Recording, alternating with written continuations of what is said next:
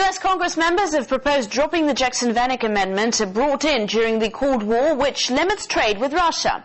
It comes as U.S. lawmakers discussed a new kind of cooperation between the countries. And while the meeting hinted at a brighter future between them, not everyone seemed convinced. A busy day in Washington, D.C. had Russia as a hot topic, getting a triple dose of attention. The U.S. is trying to move forward these days instead of dwelling on mistakes of the past. At least, not its own mistakes. With this came the publication of the annual Human Rights Report by the U.S. State Department, a self-given task that conveniently reminds people that Russia, China, and Iran are the bad guys this year, just as they were last year and the year before that. Across town, 2 hearings were held on Capitol Hill. In one room, conversations centered around anti-ballistic missiles. It turns out Russia is not the only obstacle to these plans, as Lieutenant General OReilly mulled over the economic and technological bumps in the road. The next room gathered U.S. lawmakers for an overview of cooperation between Russia and the U.S. The general tone was to welcome a brighter future. This is, in effect, what this hearing about is to try and help set an agenda of areas where both countries could work to improve the relationship. That's the goal.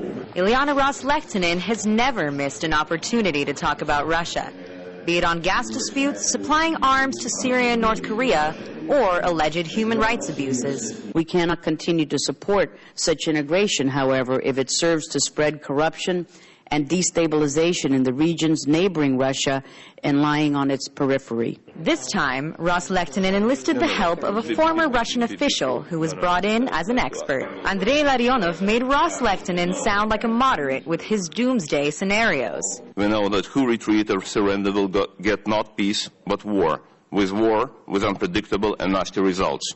Despite his best efforts, Larionov's warmongering rhetoric didn't seem to convince many in the audience. The whole relationship is very important on many fronts, but the urgency of the clock in terms of Iran having a nuclear weapons capability and what that means for the stability of the region and more broadly for the stability of the world, I think should give reason for both countries to be very concerned. We are not going in the right direction with our relationship, and there's no reason why the United States, there's no fundamental reason why now the United States cannot be a best friend with the Russian people and with the Russian government. As the U.S. is struggling with an ailing economy and a lack of cold, hard cash, it seems Washington has come to the realization that this is no time to have bad blood. They're going to need all the friends that they can get. Alona Minkovsky, RT.